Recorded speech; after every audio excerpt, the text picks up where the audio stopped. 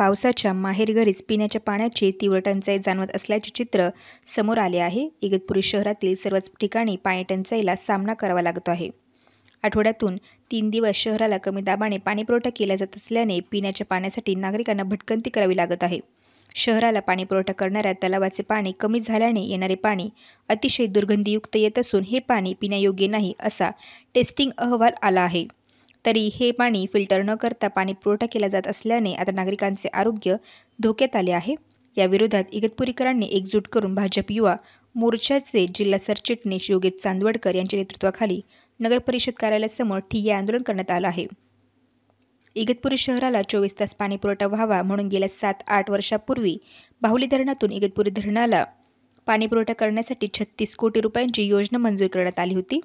नळ पाणी पुरवठा योजना कामाची मुदत 2 वर्षाची होती, मात्र अद्यापही ही योजना पूर्ण झाली नसून केवळ 40 ते 50% काम झाले असून संबंधित ठेकेदाराला काम पूर्ण झाल्याचा दाखला देखील दिला आहे। यामुळे या नळ पाणी पुरवठा योजनेत मोठा भ्रष्टाचार झालेला आहे। तसेच आरोग्य विभागाचे कचरा उचलण्याकडे दुर्लक्ष होत असल्याने शहरात घाणीचे साम्राज्य पसरले असून नागरिकांना मोठा त्रास सहन करावा लागत आहे।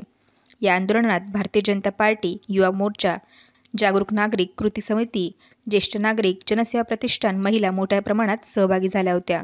शहराच्या रस्त्याची दुरवस्था या संदर्भात ठिय्या आंदोलन करण्यात आलं आहे।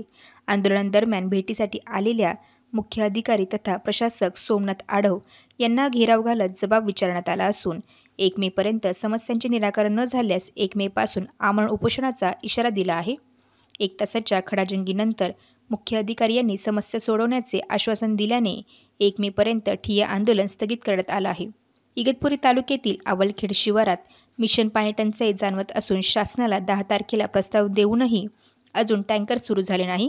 3 किलोमीटरची पायपीट करत विद्यार्थी व महिला दऱ्याखोऱ्यातून गढूळ पाणी असल्याचे विहिरीतून पाणी भरून आणावे लागत आहे।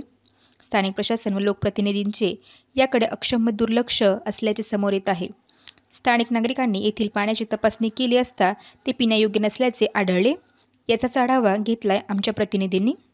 या प्रसंगी युवा मोर्चा जिल्हा सरचिटणीस योगेश चांदवडकर, किरण फलटणकर, RG परदेशी, पुरचंद लुनावत, अखिल भारतीय आदिवासी सेनेचे दीननाथ उघाडे, रमेश सिंग परदेशी, गौरव गायकवाड, सज्जन शर्मा, अजित पारख, सोमनाथ भुतडा, विजय खवळे, रोहन दगडे, वैशाली आडके, चारुलता ठाकूर, अंजुताई पराडे, रामचंद्र नायर, अजित पारख, डॉक्टर प्रदीप बागल, गजानन गोफणे, किसन परदेशी, उमाशंकर परदेशी, मंगेश फराडे, ट्रिजा रणधीर यांच्यासह महिला वर्ग उपस्थित होता।